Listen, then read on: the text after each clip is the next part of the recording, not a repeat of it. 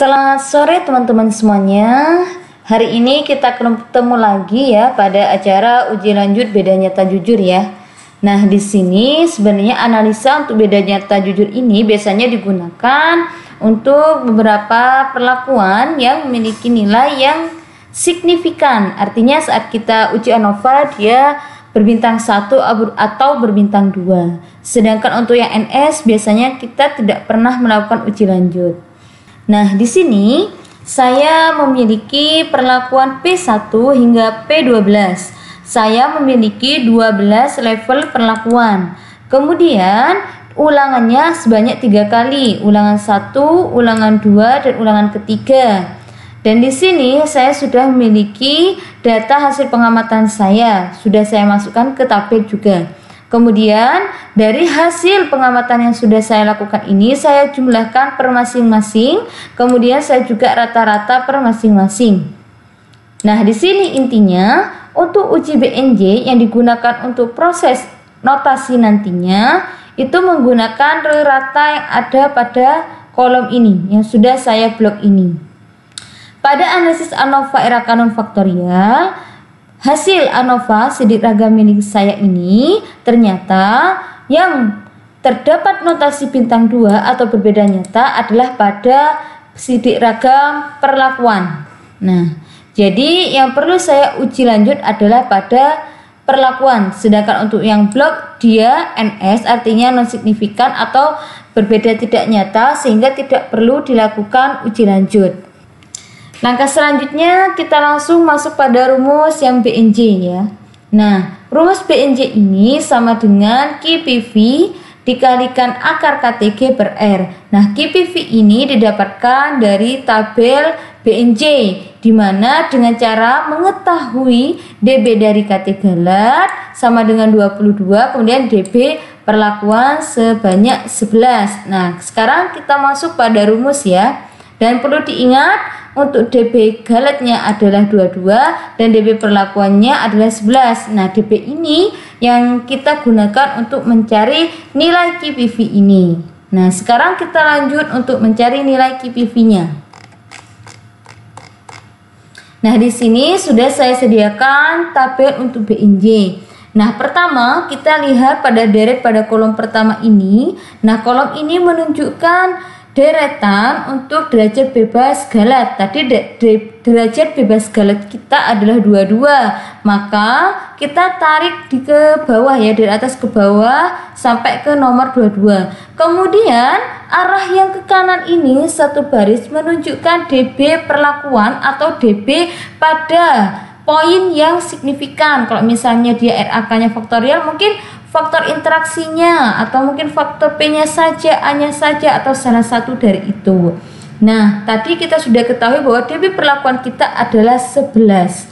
Nah, dari ini kita tarik ke bawah lurus hingga lurus dengan hasil tarikan dengan DB galat. Nah, kita tarik tengah-tengahnya, ternyata yang ini ya 5,056. Pertama-tama kita masukkan nilai yang tadi 5,056. Kita kalikan dengan akar 28,69. Nah, ini didapatkan dari KT galat ya, yang tadi sudah diwarnai biru. Kemudian kita bagi 3. 3 ini adalah jumlah ulangan. Maka hasilnya sama dengan 15,63. Nah, sekarang kita buat tabel seperti di atasnya. Nah, nantinya jika kalian sudah ingin memberikan notasi pada uji BNJ ya, disiapkan tabel dalam bentuknya seperti ini ya. Tetapi tabel yang ini belum saya berikan garis ya, karena memang tadi juga lupa. Sekarang saya akan berikan dia garis. Nah, seperti ini ya teman-teman. Nah, pertama-tama teman-teman harus mengurutkan nilai rata yang ada pada perlakuan. Nah, yang ini didapatkan dari rata perlakuan yang ada di atas.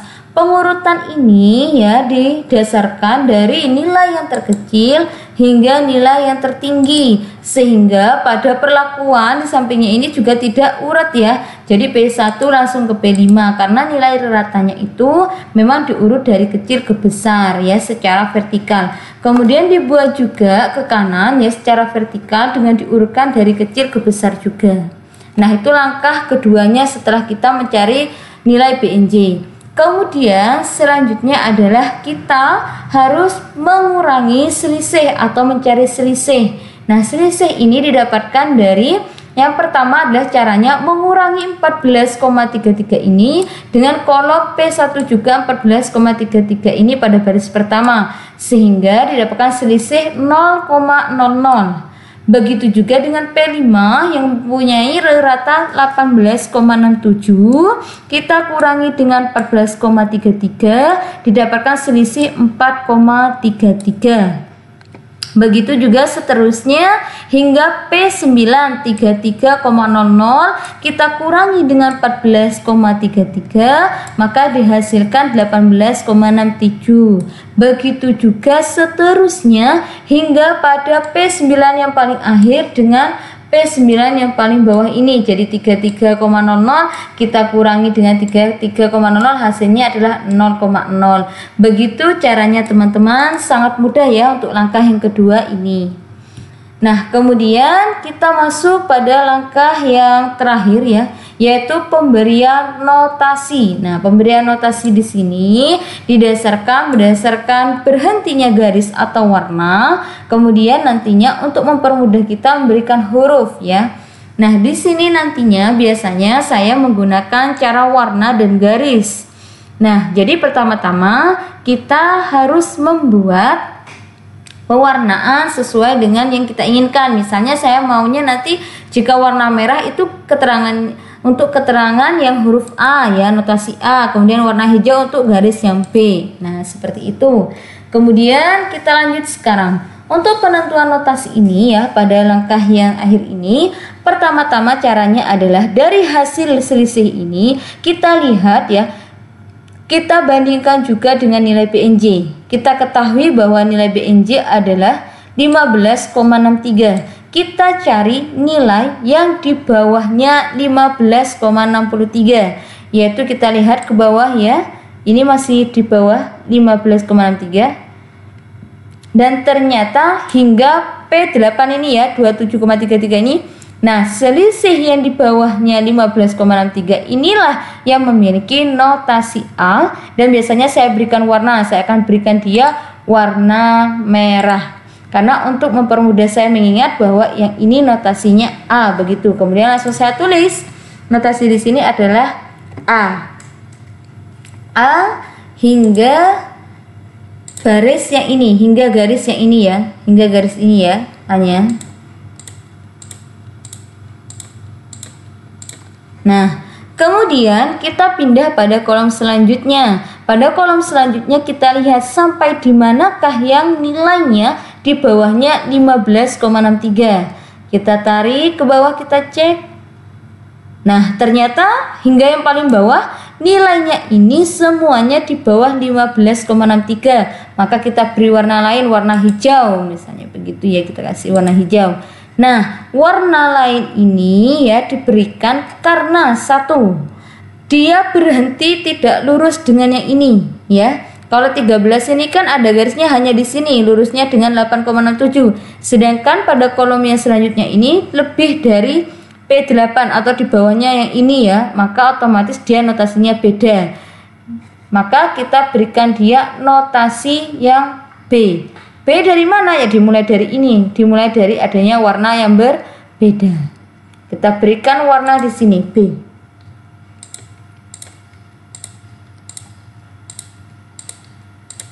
Maka notasi ke bawah juga B, karena dia hanya satu warna saja ya, jadi hanya B saja.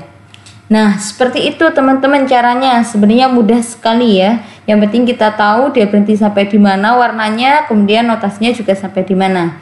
Nah, sekarang saya juga akan memberikan contoh pada kalian untuk mempermudah pemahaman. Nah, misalnya terdapat notasi-notasi yang lain, tapi saya akan merubah data yang ada pada tabel ini ya. Pertama-tama misalnya saja ya teman-teman, saya hilangkan lagi warnanya dulu. Nah, kemudian langkah selanjutnya adalah saya akan memberikan contoh lagi kepada kalian dengan saya merubah data yang ada di sini. Saya ganti datanya, tapi ini bukan patokan hasil yang di atas tadi ya. Ini hanya saya ganti untuk memberikan contoh agar kalian lebih paham, sehingga saya akan ulangi tata cara pemberian notasinya dari awal. Nah, di sini saya sudah ganti datanya ya. Di sini sudah ganti 16, kemudian di sini ganti 15 dan sebagainya seperti itu. Ini hanya sebagai contoh saja. Nah, oke. Kemudian misalnya saya punya 15,63 ya, sesuai dengan yang tadi BNJ-nya. Maka saya akan lihat pada kolom pertama sampai di manakah nilai yang di bawahnya 16,63. Nah, ternyata sampai di sini ya. Kita beri dia warna yang merah. Maka di sini notasinya adalah A. Hingga garis yang di sini A-nya sesuai dengan warnanya. Kemudian pada kolom kedua saya akan mencari nilai yang mana dia lebih yang di bawahnya 15,63. Kita lihat lagi. Nah, ternyata sampai di sini ya berhentinya. Nah, jika dia berhentinya tidak lurus dengan yang ini, maka dia warnanya berbeda. Saya akan berikan dia warna hijau. Nah, warna yang lain dan berhenti lain itu hurufnya juga beda. Maka hurufnya adalah B. Jadi dimulainya dari mana? Dari sini ya, lurus ke kanan. Kemudian di sini adalah huruf B. Hingga dia berhentinya di mana? Nah, berhentinya dia di sini. Kemudian pada kolom ketiga kita lihat nilai yang di bawah 15,63 juga ya, ke bawah. Nah, ternyata sampai di sini dia juga berhentinya tidak lurus dengan sebelumnya, maka warnanya adalah lain juga. Saya kasih warna pink. Maka di bawah sini saya akan berikan keterangan bahwa ada garis lain. Ada garis lain ya. Yang warnanya ini itu sama dengan garis C, begitu ya. Begitu juga kalau misalnya nanti banyak ada D dan E, kalian bisa tambahkan sendiri. Maka yang ini adalah huruf C karena berhentinya dia tidak sama dengan yang ini. Maka dari mana ada C-nya ya? Dari sini ya ada C-nya. Maka kita masukkan huruf C di sini. Hingga dia berhenti tepat pada garisnya, berhentinya di sini. Nah, kemudian langkah selanjutnya pada kolom yang selanjutnya. Kita lihat dia sampai berhentinya di mana? Kita cek ke bawah. Nah, ternyata berhentinya dia full di paling bawah ya. Kalau sudah full paling bawah, maka otomatis notasi pada kolom yang selanjutnya ini mengikuti yang paling full ini. Jadi yang paling full ini kita beri warna lain, misalnya kita kasih warna ini ya. Ini adalah garis yang D. Saya akan buatkan lagi. Yang ini adalah garis yang D.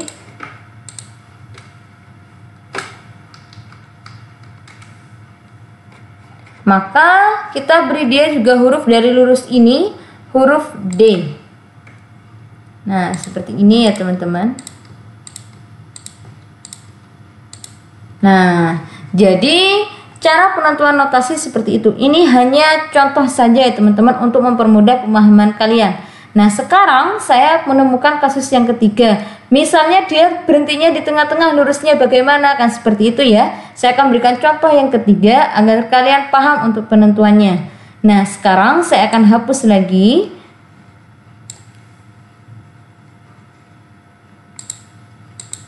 Nah, sudah saya hapus warnanya.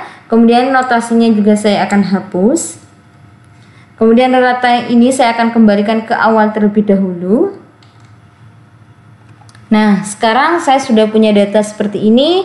Sekarang kita coba untuk penentuan notasi lagi ya. Nah, ini adalah contoh yang ketiga. Nah, pertama-tama kita cari lagi dia yang di bawahnya 15,63. Nah, saya akan beri dia warna merah. Maka notasinya dia A. Kita masukkan lagi notasi A-nya. Kemudian kolom yang kedua juga kita cari yang di bawahnya 15,63 ya. Oh, ternyata dia berhentinya sampai di sini. Kita kasih warna hijau. Maka notasinya adalah B.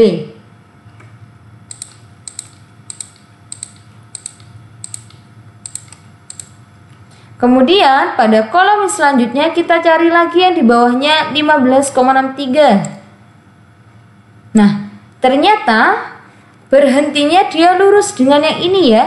Maka kita tidak perlu memberikan warna yang beda. Kita tetap beri dia warna hijau. Karena notasinya juga sama, kalau berhentinya lurus maka notasinya sama, jadi tidak perlu menambahkan notasi yang lainnya. Nah, selanjutnya kita pada P3. Jadi diingat ya teman-teman, kalau berhentinya sama, notasinya sama, warnanya sama, tidak akan diganti notasi yang di sini ya. Kalau berhentinya sama, berarti hurufnya juga sama-sama B ini ya. Kemudian kita masuk pada yang selanjutnya, pada kolom yang terakhir ini, yang di bawahnya 15,63 yang mana, kan begitu ya. Kita cek lagi ke bawah. Oh, ternyata sampai paling akhir ya. Kita beri warna lain, warna pink. Nah, kita beri warna pink, dan ini dia berhentinya berbeda, warnanya lain, maka notasinya juga berbeda. Cari lurusnya dari sini. Berarti ini notasinya yang C, maka ini C semua. Karena dia berhenti di akhir, maka ke kanan juga mengikuti hurufnya sama. Maka ini C, ini C, ini C, dan ini C, dan ini ikut C, dan ini ikut C. Nah, seperti itu caranya ya teman-teman. Jadi saya berharap kalian bisa nonton dari awal hingga akhir, sehingga kalian bisa melihat kasus demi kasus yang ada pada contoh pada BNC ini, sehingga kalian tidak akan kebingungan kalau misalnya berhentinya di sini gimana ya, kalau misalnya dia berhentinya satu garis atau lurus bagaimana notasinya. Nah, kalau kalian nontonnya sampai akhir, saya yakin saudara bisa mahir dan bisa melakukan sendiri untuk pelaksanaan uji lanjut beda jujur ini. Oke, sampai di sini saja. Selamat berjuang skripsinya atau penelitiannya. Terima kasih.